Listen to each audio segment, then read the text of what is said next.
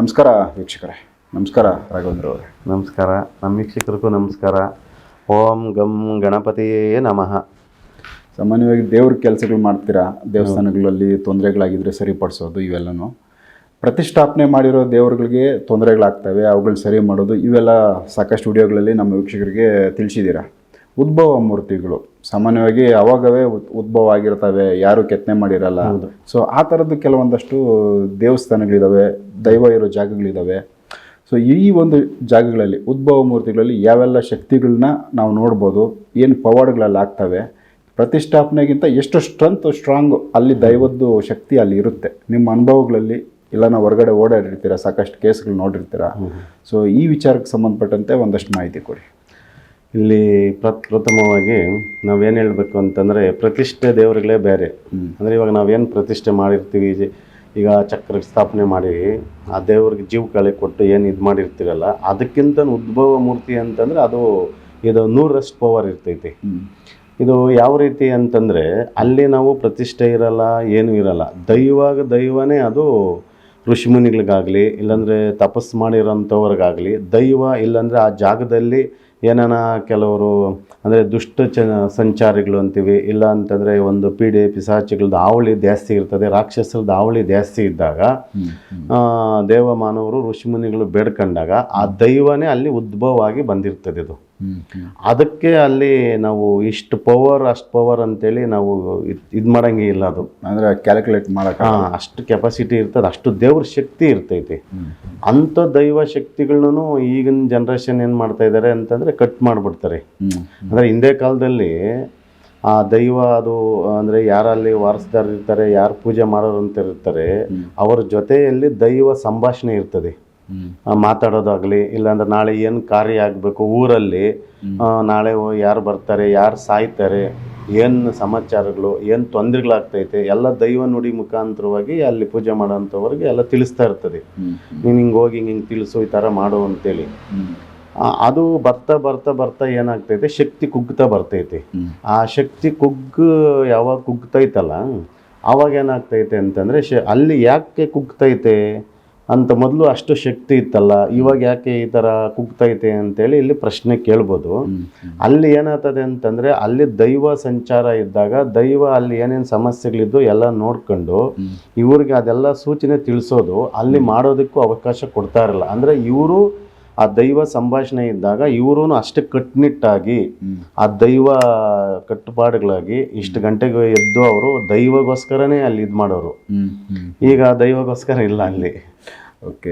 ಈ ರೀತಿ ಆದಾಗ ಏನಾಗ್ತದೆ, ಸಮಸ್ಯೆಗಳು ಉದ್ಭವ ಆಗ್ತೈತಿ.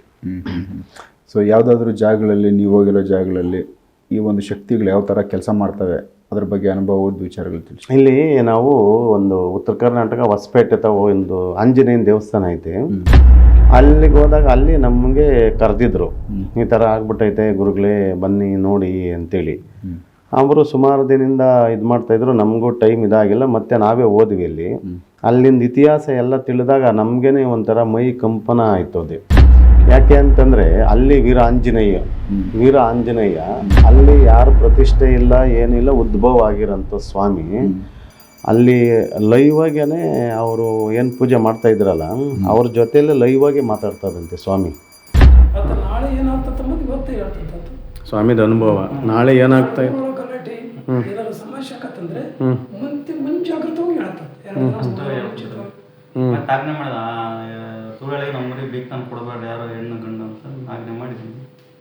ನಿಮ್ಗೆ ಏನೇನು ಕಾಣಿಸಿತ್ತು ಸ್ವಾಮಿ ಅವ್ರ ಕನಸಲ್ಲಿ ಭಾಳ ಚೆನ್ನಾಗಿ ಹೇಳ್ತಾನ್ರಿ.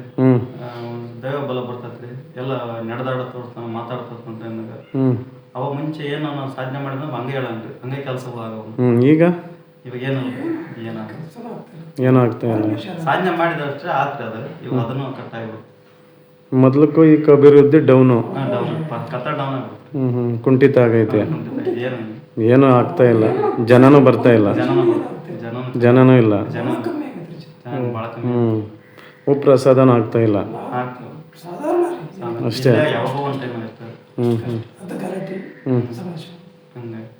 ಏನು ನಡೀತಾ ಇಲ್ಲ. ಅಂದರೆ ಸ್ವಾಮಿ ರಿಯಲ್ ಆಗಿ ಅಪ್ಪನ ಉದ್ಭವ ಆಗಿರೋದು. ಅಂದರೆ ಸ್ವಾಮಿ ರಿಯಲ್ ಭೂಮಿ. ಜಾಗ ನಂಗೆ ಐತಿ ಈಗಲೂ ಅಲ್ಲಿ ಮರಡಿ ಕಲ್ಲು ಇದೆ.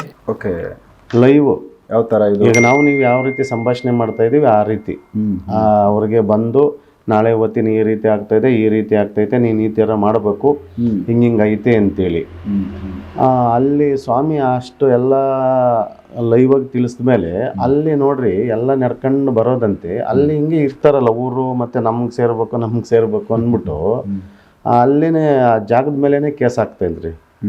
ಅದು ಲೈವ್ ನಡೆದಿರೋಂಥ ಘಟನೆ ಇದು.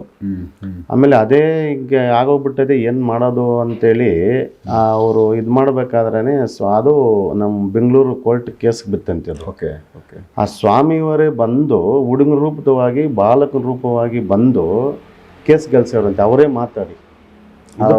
ಯಾರು ಅಂತ ಯಾರಿಗೂ ಪರಿಚಯ ಇಲ್ಲ. ಅವರ ಸ್ವಾಮಿ ಇವ್ರಿಗೆ ಗೊತ್ತಿತ್ತಂತೆ, ಇಲ್ಲಿ ಪೂಜಾರಪ್ಪನವ್ರು ಏನು ಇರ್ತಾರಲ್ಲ ಅವ್ರಿಗೆ ಆಲ್ರೆಡಿ ಹೇಳಿತ್ತಂತೆ, ಬರ್ತೀನಿ ಅಂತ, ನಾನು ಬರ್ತೀನಿ, ನೀನೇನು ಇದು ಮಾಡಬೇಡ, ನೀನು ನಡಿ, ನಾನು ಅಲ್ಲೇ ಇದು ಮಾಡ್ತೀನಿ ಅಂತೇಳಿ. ಓಕೆ. ಅಂದರೆ ಇಲ್ಲಿ ಏನಾಗ್ತದೆ ಅಂತಂದರೆ ಇಲ್ಲಿನೇ ಸ್ವಾಮಿಯವರು ಎಲ್ಲ ಮಾಡ್ಬೋದಂತ ಈ ಶಕ್ತಿ ಇತ್ತು. ಆದರೂ ಅಲ್ಲಿಗೆ ಹೋದ್ಮೇಲೆ ಅದು ಅದೇ ರೀತಿಯಾಗಿ ಅದು ಭಾಗ ಇದಾಗಬೇಕಲ್ಲ, ಕಾನೂನು ಪ್ರಕಾರನೇ ಆಗಲಿ ಅಂತೇಳಿ, ಕಾನೂನು ಪ್ರಕಾರವಾಗಿ ಅದು ಆಗಬೇಕು ಅಂತೇಳಿ ಸ್ವಾಮಿಯವರು ಬಂದು ಇಲ್ಲಿ ಕೇಸ್ ಗೆದ್ದು ಈ ಥರ ಆಗೋದಂತೆ, ಗೆಲ್ಲಿಸಿ ಎಲ್ಲ ಇದು ಮಾಡಿದ್ದಾರೆ. ಆಮೇಲೆ ಅಲ್ಲಿ ಬೇಟೆ ಹೊರಗಡೆ ಸಂಚಾರ ಹೋಗಿ ಆ ಸ್ವಾಮಿಯವರು ಬರಬೇಕಾದ್ರೆ 3 ಗಂಟೆಗೆ ಪಕ್ಕದಲ್ಲಿ ಬಾವಿ ಐತೆ. ಆ ಬಾವಿಯಲ್ಲಿ ನೀರು ಸೇದ್ಕೊಂಡು ಸ್ನಾನ ಮಾಡೋ ಶಬ್ದ ಎಲ್ಲ ಕೇಳಿಸೋದಂತೆ ಅಲ್ಲಿ. ರಿಯಲ್ ಇದು ಇರೋರಿಗೆ ಅವರು ಮಾತಾಡಿದ್ದಾರೆ. ಅವರು ನಮ್ಗೆ ಅದೆಲ್ಲ ಇತಿಹಾಸ ಹೇಳಿದ್ದದು. ಆಮೇಲೆ ಅವ್ರಿಗೆ ಎಬ್ಬರಿಸಿ ನಾನು ಬಂದಿದ್ದೀನಿ ಅಂತೇಳಿ ಅಲ್ಲಿ ಮಲಗಿರೋರಲ್ಲ ಯಾರೋ ಅಲ್ಲಿ ಪೂಜೆ ಮಾಡೋಂಥ ವ್ಯಕ್ತಿಗೆ, ನನಗೆ ಪೂಜೆ ಮಾಡು, ಈ ಥರ ಇದು ಮಾಡು ಅಂತೇಳಿ ಸ್ವಾಮಿಯವ್ರದ್ದು ಇದಾಗೋದಂತೇಳಿ. ಮಲಿಕಂದಾಗ ಒಂದು ಕಪಿರೂಪ ಆಗಿ ಎದ್ದಾಡ್ಮಂಗನೆ ಅಂತ ದೈವನೇ ಬಂದು ಒಂದು ಕಪಿ ರೂಪದಲ್ಲಿ ಬಂದು ಎಬ್ಬರಿಸಿದ್ದಾರೆ. ಮತ್ತೆ ಶನಿವಾರ ಮಲಿಕೊಂಡಿದ್ರು ಬಸ್ಸಂಗಡಿಗೆ 5 ಗಂಟೆಗೆ ಬಂದು, ನಾನು ನಿದ್ದೆದ್ ಮಲ್ಕೊಂಡ್ಬಿಟ್ಟಿದ್ದೆ. ನಿದ್ದೆದ್ ಮಲ್ಕೊಂಡಾಗ ಇಲ್ಲಿ ಬಂದು ನಿಂತ್ಕೊಂಡ್ಬಿಟ್ಟಿದ್ದು ರೂಪ, ನನಗೆ ಕಣ್ಣು ಕಾಣೋದು ಅಷ್ಟು ಇದು ರೂಪ. ನಾನು ಎದ್ದಾಡ್ಮಂಗನೆ ಬಂದಿನಿ, ಒಳಗೆ ಹೋಗಿ ಪೂಜೆ ಮಾಡಬಾರ್ದು, ಹಂಗೆ ಎದ್ದಂಗ ಬಂದಿನಿ ನೋಡಿ. ಅಂಥ ದೈವ ರಿಯಲ್ ಆಗಿ ಬರ್ತಾ ಇದ್ದ ಸ್ವಾಮಿನೇ ಬಂಧನ ಮಾಡಿದ್ದಾರೆ. ಆತ ಎದ್ದಾಡ್ಸಿ ಹಂಗ ಬಂದ, ಕಣ್ಣು ತೆಗಕಲ್ಲ ರೂಪ, ಕಣ್ಣ ಕಾಣೋದಂಗ, ಆತನ ಕಿರೀಟ, ಆತನಿದ್ದು ಕಾಲು ಇಷ್ಟಿಷ್ಟು ಕಾಣಬೇಕು. ಅಷ್ಟದ ಒಂದೊಂದು ಹೇಳ್ತಾನ್ರಿ, ಭಾಳ ಚೆನ್ನಾಗಿ ಹೇಳ್ತಾನೆ. ಹಂಗಾಗಿ ಭಾಳ ಹೊಡೆದಾಡ ಹಿಂಗಾಗ ತಿಂಗ. ಮೊನ್ನೆ ರಾತ್ರಿ ನಿಮ್ಮ ಜೊತೆ ಮಾತಾಡಿದ್ದು ಮಾಡಿದ್ರೆ 12 ಗಂಟೆಗೆ ಪೂಜೆ ಅದ ಅಂತ ಇದು ಮಾಡಿ ಅಷ್ಟೊತ್ತಿನಾಗ ಹೋಗಿ ಕೊಟ್ಟು ಅಂದಾಳೆ, ನಾನು ಅದೇ ಬಿಡು ಮನೆ ಎದ್ರ ಬಡ್ಬಿಡು ಮಗನೆ, ನಾನು ಬರ್ತೀನಿ ಅಂತಂದು ಹೇಳಿ. ವಾಯ್ಸ್ ಬರೋದು ಎಬ್ಬರಿಸೋದಂತೆ ಪರಮಾತ್ಮ ತಂಗೆ ಹೊಡೆದು, ನಾನು ಬಂದಿದ್ದೀನಿ, ನನಗೆ ಇದು ಮಾಡು ಅಂತೇಳಿ.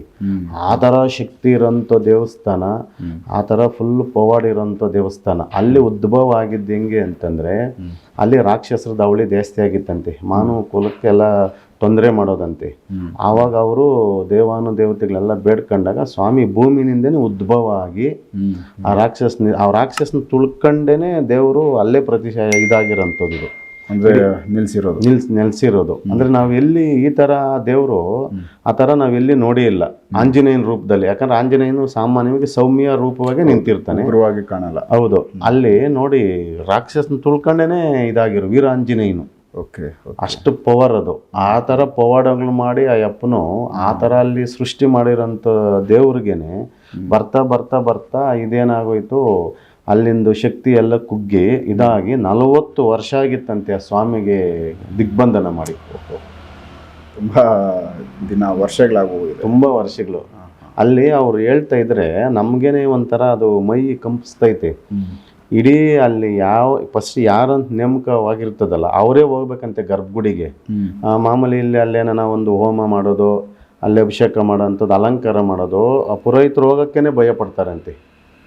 ಯಾಕೆ ಅವ್ರಿಗೇನು ತೊಂದರೆ ಆಗುತ್ತಾ? ಅಷ್ಟು ಭಯ. ಅಲ್ಲಿ ಸ್ವಾಮಿದು ಪವಾಡ ಅಷ್ಟು ಐತೆ ಅಂತ ಹೇಳ್ಬಿಟ್ಟು ಅಲ್ಲಿ ಒಂದು ಬಟ್ಟೆನೂ ಎತ್ಕೊಂಬರಕ್ಕಾಗಲ್ಲಂತೆ, ರಕ್ತಕಾರಿ ಸಾಯ್ತಾರೆ ಅಂತೇಳಿ ನಮ್ಗೆ ಹೇಳಿದ್ದಲ್ಲಿ. ಅಷ್ಟು ಪವರ್ ಸ್ವಾಮಿ ಅಂತೇಳಿ ನೋಡಿ. ಅಂಥ ಜಾಗದಲ್ಲಿ ನಾವು ಹೋಗಿ ಆ ಸ್ವಾಮಿನೆಲ್ಲ ದಿಗ್ಬಂಧನ ಬಿಡಿಸಿ ನಾವು ಒಳಗಡೆ ಹೋಗಿ ಇದು ಮಾಡಿ, ಆಮೇಲೆ ಅಲ್ಲಿಂದು ಸ್ವಾಮಿಗೆ ಅಲ್ಲೇನು ಹಾಕಿರ್ತಾರಲ್ಲ ಆ ಸ್ವಾಮಿವರೆಗೆ ಮೈ ಮೇಲೆ ಹಾಕಿರೋಂಥ ಬಟ್ಟೆ ನಮಗೆ ಕೊಟ್ಟರು, ನಾವು ಎತ್ಕೊಂಬಂದ್ವಿ. ಹೌದಾ?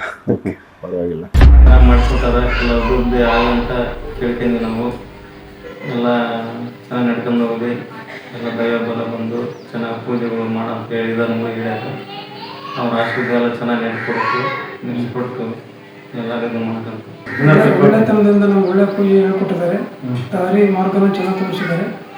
ಮುಂದೆ ಅವರನ್ನು ಕಂಪದಿಂದ ನಮಗೆ ಒಳ್ಳೆಯದಾಗಲಿ ಅಂತ ನಾವು ಅವರನ್ನು ಬಯಸ್ತೀವಿ. ನಮಸ್ಕಾರ ವೀಕ್ಷಕರೇ. ಅಂದರೆ ಇದು 40 ವರ್ಷ ಕಟ್ಟಾಗಿದ್ದು 1982ನೇ ಇಸ್ವಿನಿಂದ ಸ್ವಾಮಿಗಳನ್ನ ಬಂಧನ ಮಾಡಿದ್ದು. ಇದು ಸುಮಾರು ಎಲ್ಲ ಪ್ರಯತ್ನ ಮಾಡಿದೆ. ಇದನ್ನು ಸ್ವಾಮಿಗಳು ಕಲ್ಪನೆ ಮಾಡಿ ಬಂದು ಹೇಳಿದ್ದಾರೆ ಅಂತೆ. ಅಂದರೆ ಇದು ಈ ಥರ ಎಲ್ಲ ಬಂಧನ ಆಗೈತೆ, ನನ್ನ ಬಿಡಿಸಿ ಈ ಥರ ನಮಗೆ ತೊಂದರೆಗಳಾಗ್ತೈತೆ, ನಾನು ಇಲ್ಲಿ ಸನ್ನಿಧಾನ ಒಳಗಡೆ ಸ್ವಾಮಿಯವರು ಸಂಚಾರ ನಾನು ಮಾಡೋದಕ್ಕೆ ಆಗ್ತಾ ಇಲ್ಲ ಅಂತೇಳಿ ಸ್ವಾಮಿಯವರು ಹೇಳಿದ್ದಾರೆ. ಆದರೂ ಎಲ್ಲ ಕಡೆ ಇವರು ಪ್ರಯತ್ನ ಪಟ್ಟಿದ್ದಾರೆ. ಆದ್ರೂ ಇಲ್ಲಿ ಏನು ಸ್ವಾಮಿಯವರಿಗೆ ಇದು ಆಗಿಲ್ಲ, ಬಂಧನ ಬಿಚ್ಚೋದಕ್ಕೆ ಆಗಿಲ್ಲ. ಆಮೇಲೆ ಇದ್ರ ದೈವ ಅಂದರೆ ಇದು ನಾವೇನು ಹೇಳ್ತಿದ್ದೀವಿ ಅಂತ ಹೇಳಿ ಭಾರತಕ್ಕೆ ಅನ್ನೋದಕ್ಕಿಂತ ಇಡೀ ವಿಶ್ವಕ್ಕೆ ಇದು ಆಂಜನೇಯ. ಯಾಕಂದ್ರೆ ರಾಕ್ಷಸನ ತುಳ್ಕೊಂಡಿರೋಂಥದ್ದು ಇದೇ ಪ್ರಥಮವಾಗಿ ನಾವು ನೋಡ್ತಾ ಇರೋವಂಥದ್ದು. ಇದು ಆ ಥರ ಅಲ್ಲಿ ಪ್ರತಿಯೊಂದು ಏನನ್ನ ಒಂದು ಹೋಮ ಒಳ್ಳೊಳ್ಳೆ ಪೂಜೆ ಮಾಡಬೇಕಾದಾಗ ಅಲ್ಲಿ ಪುರೋಹಿತರು ಒಳಗಡೆ ಹೋಗೋದಕ್ಕೆ ಭಯ ಪಡ್ತಾ ಇದ್ರು.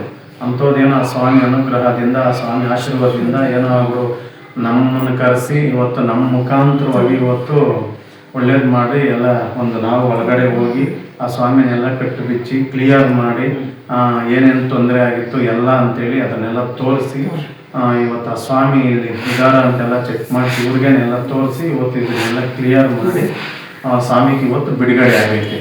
ಇನ್ನೆಲ್ಲ ಜನಕ್ಕೂ ಇಲ್ಲಿ ಬಂದಿರೋ ಕ್ಷೇತ್ರಕ್ಕೆಲ್ಲ ಒಳ್ಳೇದಾಗಿ ಒಂದು ಹೆಸರು ಅಭಿವೃದ್ಧಿ ಆಗಲಿ ಅನ್ನೋದು ನಾವು ಕೇಳ್ಕೊತಾ ಇದ್ದೀವಿ. ಈ ಥರ ಏನು ತೊಂದರೆ ಆಗಿತ್ತು ಅಲ್ಲಿ? ಸ್ವಾಮಿಯವರೆಗೆ ಅಲ್ಲಿ ಬಂಧನ ಮಾಡಕ್ಕೆ ಬಿಟ್ಟಿದ್ರು. ಪುಷ್ಟಿ ಬಂಧನ ಮಾಡಿಬಿಟ್ಟು ಸ್ವಾಮಿಗೆ ಅಲ್ಲಿ ಅದೇ ಅಪ್ಪಣೆ ಆಗಬಾರ್ದು, ಆಜ್ಞೆ ಕೊಡಬಾರ್ದು, ಅಲ್ಲಿ ಪೂಜೆ ಮಾಡೋಂಥವ್ರಿಗೆ ಒಳ್ಳೇದಾಗಬಾರ್ದು, ಈ ರೀತಿ ಮಾಡಿಬಿಟ್ಟು ತೊಂದರೆ ಮಾಡಿದ್ರು. ಏನೇನು ಯಾವ ರೀತಿಯಾಗಿ ತೊಂದರೆ ಆಗುತ್ತೆ ನಿಮಗೆ? ಪೂಜೆ ಮಾಡಕ್ ಹೋದ್ರೆ ಏನೋ ಅಂತ ಆಗದ, ಏನೋ ಅಂತ ಈ ಕಡೆ ಆಕಾಶ ತೋರಿಸೋದು, ಪೂಜೆ ಮಾಡಕ್ಕೆ ಇಂಟ್ರೆಸ್ಟ್ ಇರಲ್ಲ. ಶನಿವಾರ ದಿವಸ ಭಾಳ ವಿಶೇಷವಾಗಿರ್ತೀನಿ. ಶನಿವಾರ ಭಾಳ ಆರಾಧನೆ ಮಾಡ್ಕೊಂಡು ನಾವು ಪೂಜೆ ಮಾಡ್ತೀನಿ. ಇಲ್ಲಿ ಅಷ್ಟೇ ಈ ಸ್ಥಾನ ಇರುತ್ತೆ, ಮತ್ತೆ ಹೊರ ಪದೆಲ್ಲ ಚೇಂಜ್ ಆಗ್ಬೋದು. ಅಂದರೆ ಇಂಟ್ರೆಸ್ಟ್ ಇರಲ್ಲ ನಿಮಗೆ, ದೇಹದಲ್ಲಿ ತೊಂದರೆ ಆಗುತ್ತಾ? ಪೂಜೆ ಭಾಳ ಎಂತೆಂಥ ಪೂಜೆ ಮಾಡ್ತೀನಿ, ಎಂಥ ಪೂಜೆ ಅಂತಂದು ಪೂಜೆ ನಾವು ಮಾಡ್ತೀನಿ. ಯಾರಂತ ಪೂಜೆ ಮಾಡ್ತೀನಿ, ಕೆಲ್ಸಗಳಾಗ್ತಾ ಇಲ್ಲ. ಅಂದ್ರೆ ನಿಮಗೆ ಇಲ್ಲಿ ದೇವಸ್ಥಾನಕ್ಕೆ ಬರಕ್ಕೆ ಇಂಟ್ರೆಸ್ಟ್ ಇಲ್ಲ ಅಂತ ಹೇಳ್ತಾ ಇದ್ದಾರೆ. ನನಗೆ ಭಾಳ ದೈವ ಹೋಗಲ್ ಭಾಳ ಇದು ಮಾಡಿದ್ರಿ, ನನಗಿನ್ನ ಮಾಡೋಕ್ಕಿನ್ನ ಆಸಕ್ತಿ ಅಷ್ಟು ಕೂಡ ಹೇಳ ನನಗೆ ಮಾತಾಡೋಣ ಅಂತ. ಅಂದ್ರೆ ಆತ ಇಲ್ಲ,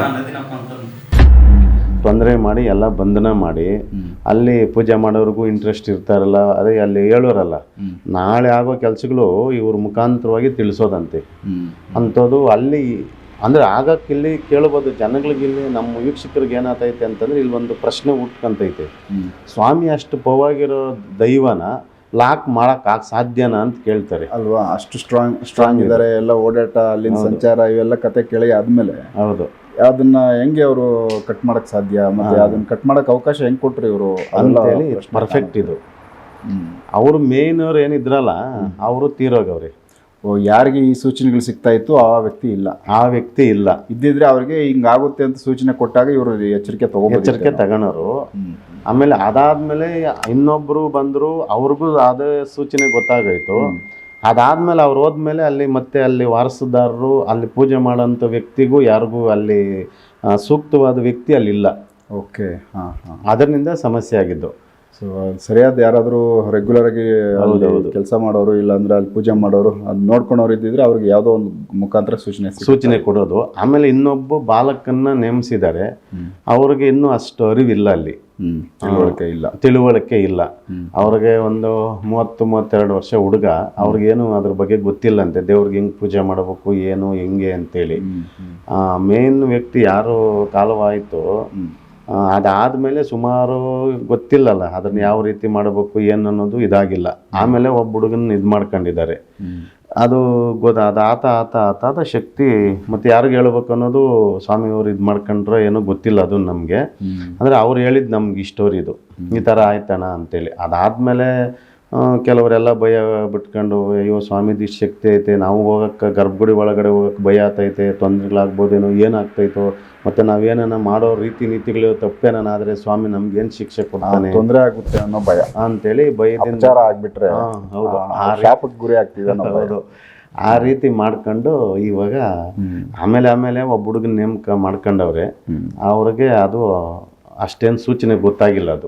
ಅದಾದ್ಮೇಲೆ ಈಗೆಲ್ಲ ನಾವು ಹೋಗಿ ಅದನ್ನೆಲ್ಲ ತಿಳಿಸಿ ಇದಾದ್ಮೇಲೆ ಎಲ್ಲ ರೆಡಿ ಮಾಡಿ ಅವ್ರಿಗೆ ಒಂದು ಆಹ್ವಾನ ಮಾಡಿ ಆಮೇಲೆ ಆ ಸ್ವಾಮಿಯವರು ಸೂಚನೆ ಇದಾಯಿತು. ಆಮೇಲೆ ನಮ್ಗೆ ಫೋನ್ ಮಾಡಿದ್ರು, ಹೆಂಗೈತೆ ಏನಪ್ಪ ಅನ್ನೋಷ್ಟೊತ್ಕ, ಇಲ್ಲ ಇವಾಗ ನಮ್ಗೆ ಸ್ವಲ್ಪ ಸೂಚನೆ ಈಗ ಗೊತ್ತಾಗ್ತೈತೆ, ಇದ್ರದ್ದು ಯಾವ ರೀತಿ ಏನು ಅನ್ನೋದು ಗೊತ್ತಿರಲಿಲ್ಲ ನಮಗೆ ಅಂತೇಳಿ ಆಮೇಲೆ ಇದಾಗಿದ್ದು, ಅದು ಕ್ಲಿಯರ್ ಆಯ್ತು ಅದು. ಸೊ ಈಗ ನೀವು ಮಾಡಿಕೊಟ್ಟಾದ್ಮೇಲೆ ಅಲ್ಲಿಂದ ಬಂಧನ ಏನು ತೊಂದರೆ ಆಗಿತ್ತು ಸರಿ ಮಾಡಿಕೊಟ್ಟಾದ್ಮೇಲೆ ಅವ್ರಿಗೆ ಏನಾದರೂ ಇವಾಗ ಒಂದು ಸಣ್ಣದು ಏನೋ ಚೇಂಜಸ್ ಆಯಿತು ಅಂತ ಫೀಲಿಂಗು ಏನಾಗಿದೆ ಅಲ್ಲಿ? ಇಲ್ಲ, ಅವರೇ ಫೋನ್ ಮಾಡಿದ್ರಲ್ಲ ನಮಗೆ, ಇಲ್ಲ ಈ ಬಂದಾದ್ಮೇಲೆ ನಮಗೆಲ್ಲ ಚೆನ್ನಾಗೈತೆ, ನೀಟಾಗೈತೆ. ಅವರು ಏನು ತಪ್ಪು ಮಾಡೋರು ಅಂತಂದರೆ ಅವ್ರಿಗೆ ಇವಾಗ ಟೈಮ್ ಅಲ್ಲಿ ಆ ಸ್ವಾಮಿಯವ್ರಿಗೆ ಏನು ಪೂಜೆ ಅಂತಂದರೆ ಬ್ರಾಹ್ಮಿ ಮುಹೂರ್ತ ಪೂಜೆ ಅಂತ ಅಲ್ಲಿ ಬೆಳಗ್ಗೆ ಅವರು 3 ಗಂಟೆ ಅಂದರೆ 3 ಗಂಟೆಗೆ ಅವರು ಮೊದಲು ಅಳಪುರ ಏನು ಮಾಡೋರಲ್ಲ ಹಿರಿಯರು, ಅವರು 3 ಗಂಟೆನಿಂದ 5 ಗಂಟೆ ಒಳಗೆ ಸ್ವಾಮಿದು ಪೂಜೆ ಮಾಡಿ ಮುಗಿಸಿರೋರಂತೆ. ಇವ್ರು 6 ಗಂಟೆ ಆದ್ರೂ ಗರ್ಭಗುಡಿ ಒಳಗಡೆನೂ ಹೋಗಂಗಿಲ್ಲ, ಪೂಜೆ ಮಾಡೋಂಗಿಲ್ಲಲ್ಲ. ಇದ್ರದ್ದು ಎಫೆಕ್ಟ್ಗಳಾಗಿ ಆ ರೀತಿ ತೊಂದರೆಗಳಾಗಿದ್ದದ್ದು.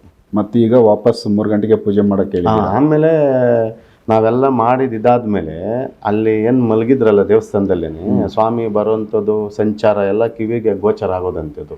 ಅಂದರೆ ಇವ್ರಿಗೆ ಆ ಶಕ್ತಿ ಇಲ್ಲಿ ಏನಾಗುತ್ತದೆ ಅಂದರೆ ಅಂದರೆ ಹಿಂದೆ ಇದಕ್ಕೂ ಇದಕ್ಕೂ ಎಲ್ಲ ಭಯ. ಈಗ ಸ್ವಾಮಿ ಅವ್ರದ್ದು ಹೆಜ್ಜೆ ನಡುವ ಇದು ಗಂಭೀರತೆ ಬರಬೇಕಾದ್ರೆ ಇದನ್ನೆಲ್ಲ ತಡ್ಕೊಳೋದಕ್ಕಾಗಲ್ಲ.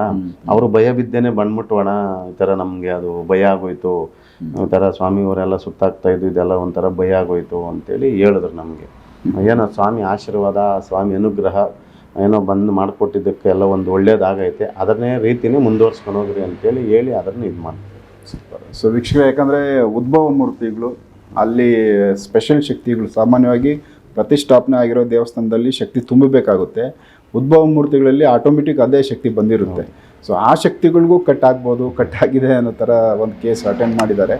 ಬಟ್ ಅದು ಒಂದಷ್ಟು ಅಲ್ಲಿ ನಡವಳಿಕೆಗಳು, ಕೆಲವೊಂದು ಪೂಜೆ ವಿಧಾನಗಳು ಅವುಗಳಲ್ಲಿ ಏನಾದರೂ ಮಿಸ್ಟೇಕ್ ಆಯಿತು ಅಂದಾಗ ಆ ಶಕ್ತಿದು ಕನೆಕ್ಷನ್ ತಪ್ಪಾಗಿ, ಇಲ್ಲಾಂದರೆ ಆ ದೈವದ್ದು ಸೂಚನೆಗಳು ಸಿಗದೇ ಇರೋ ಥರ ಆಗಿ, ಸೊ ಹಿಂಗೂ ಆಗುತ್ತೆ. ಇದೊಂದು ಅನುಭವ ರಾಘವೇಂದ್ರ ಅವರು ತಿಳಿಸಿದ್ದಾರೆ, ಮತ್ತು ಅವ್ರದ್ದು ಒಂದಷ್ಟು ವಿಡಿಯೋಗಳನ್ನ ಕೊಟ್ಟಿದ್ದಾರೆ, ಅದನ್ನು ತೋರಿಸ್ತೀನಿ. ಸೊ ಈ ಒಂದು ಉದ್ಭವ ಮೂರ್ತಿಗಳಲ್ಲಿ ಏನೆಲ್ಲ ಒಂದು ಶಕ್ತಿ ಇರುತ್ತೆ ಅನ್ನೋ ವಿಚಾರಕ್ಕೆ ಸಂಬಂಧಪಟ್ಟಂತೆ ಈ ವಿಡಿಯೋ. ನೆಕ್ಸ್ಟ್ ಇನ್ನೂ ಬೇರೆ ವಿಚಾರಗಳನ್ನ ರಾಘವೇಂದ್ರ ಅವ್ರ ಜೊತೆ ಮಾತಾಡ್ತಾ ಹೋಗ್ತೀನಿ. ಎಪಿಸೋಡ್ ನೋಡ್ತಾ ಹೋಗಿ. ನಮಸ್ಕಾರ.